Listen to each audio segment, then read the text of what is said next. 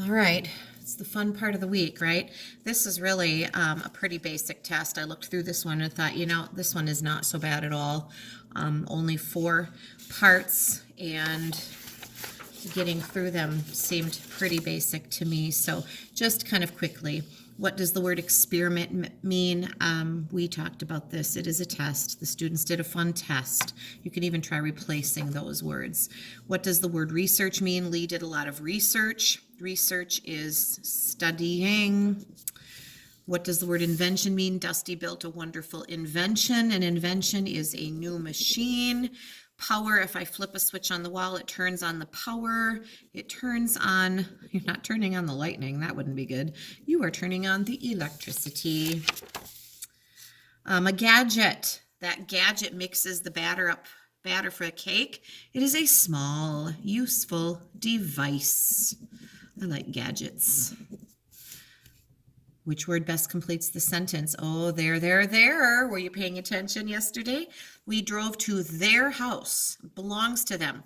We couldn't say they are. It's not the place. It belongs to them. We go with THEIR, the second choice. The one that some grown-ups, even some grown-ups possibly in your house, don't make fun of them.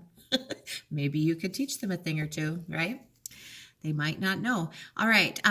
Please don't tease your little brother. TEASE. I read the book yesterday. READ.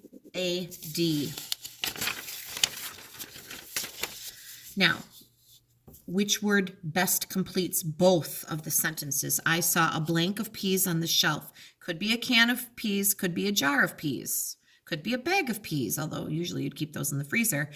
I saw a cannot of peas. I don't think so. Susie can read very well, and I saw a can of peas. Okay. Susie jar read very well. Susie bag read very well. No. So we are going with can because it can be used in different ways, but it can be used in both of those. Same thing here. A blank rolled down Jerry's cheek. A rip, a tear, a ruin, or a stain. Probably a tear. Lena will tear. Oh, this word can be pronounced tear, like you're crying and you have tears, or you can tear a piece of paper or tear your dress. So that one has the same spelling, 2 different words. A little bit tricky there. All right, going into our selection. Boy, I hope I remember these. I was going over them with you yesterday, so hopefully this all falls into place. When a magnet sticks to a refrigerator door, it is because the refrigerator door is made of iron, folks. That is what makes it magnetic. Why are objects more likely to stick to the ends of a magnet? Because the ends are the most powerful.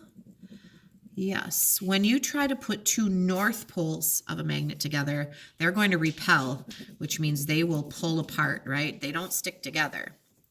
When you sprinkle iron filings around a magnet, the iron filings form a pattern of lines that show the magnetic field. We talked about that one yesterday too.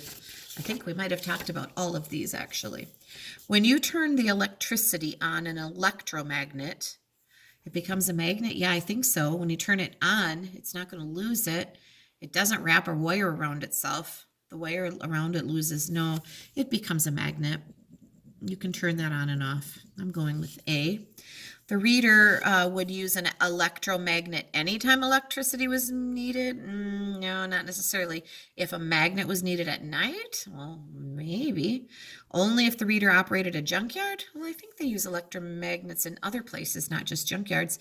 If the reader wanted to control, yes. Remember, electromagnets can be turned on and off, so if you wanted that ability to control that, that is when you might use one. You can turn the motor off and on. You can turn things off and on. You have control of that. Why do junkyards use the electromagnets? Well, they can pick up heavy objects, right? But a junkyard would pick up and put down cars. But to pick up and put down heavy objects, could it be this? Now what do I do? What do we do with that? Which one is the better answer? I can see a case for both. Junkyards mostly have cars, but they could have other things too, couldn't they? I'll accept either one. Now I should have gone back to see what the book chose. You know how sometimes the book and I look at things and go, boy, that was tricky.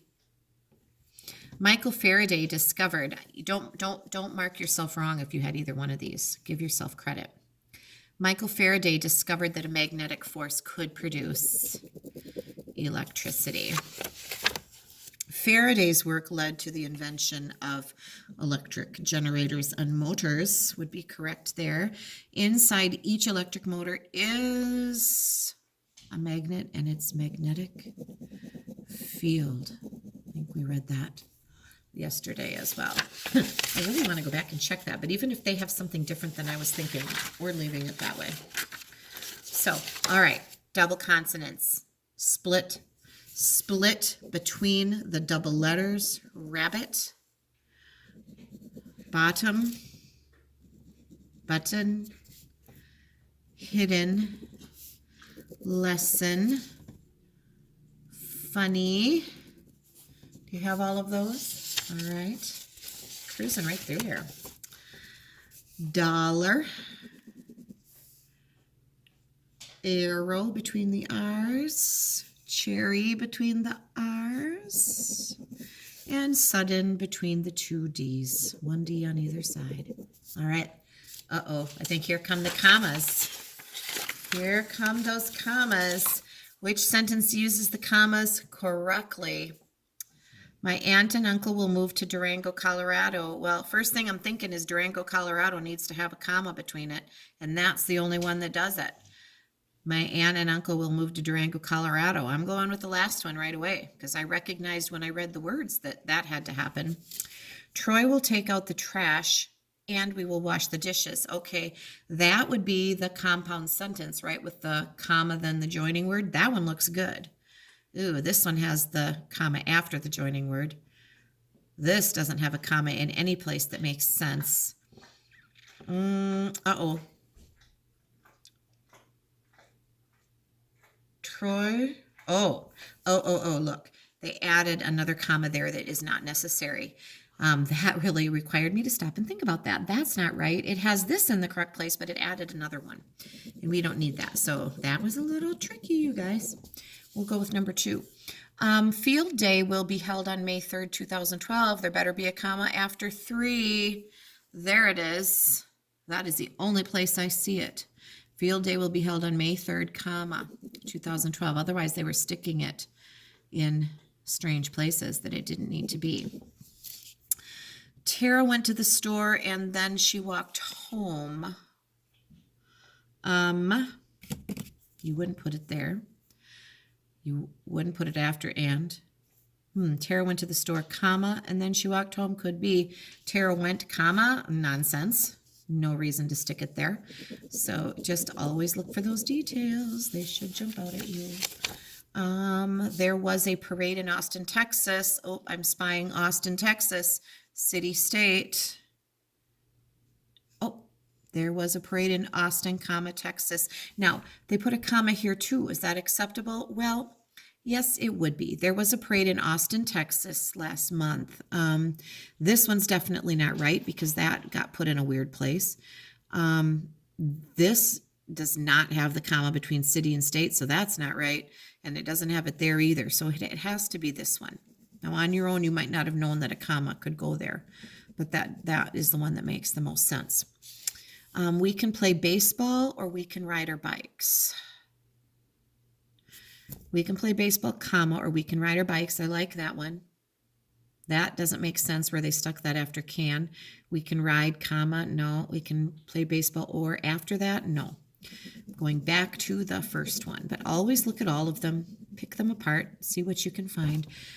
George was cold, but he, comma, was happy. Doesn't need to go there. George, comma, was cold. No. George was cold, comma, but he was happy. George was cold, but, comma, no. We put it before the joining word. George was cold, comma, but he was happy.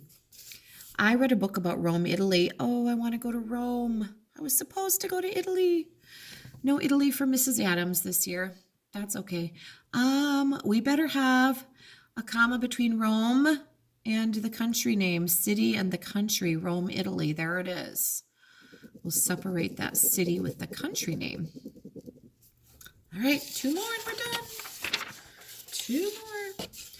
On January 1st, 2013, Alan will be 12 years old. I don't want it after January. I do like it after the 1. They put another one here. On January 1st, 2013, Alan will be 12 years old. I can live with that one there. It kind of takes a little pause. This one's missing the comma between the date and year. And this one doesn't have one, and it sticks one in a really odd place. So, yep, I'm going back up to that second one. Nell wanted to run, but she had a sprained ankle. I'm going with number 3. Nell wanted to run, comma, but she had a sprained ankle. I hope those are starting to make sense for you. It's a lot to remember when you're writing, and some of us are still struggling to remember capital letters at the beginning, and you know, someday it might all click. I hope that it does. We'll just keep saying it and keep practicing it. And I hope that you have a great weekend. Let me know how you did on this little end of the week test. It wasn't so bad. So I'd like to see this page. You don't have to show me all the pages. Maybe show your totals. That would be great. Thank you.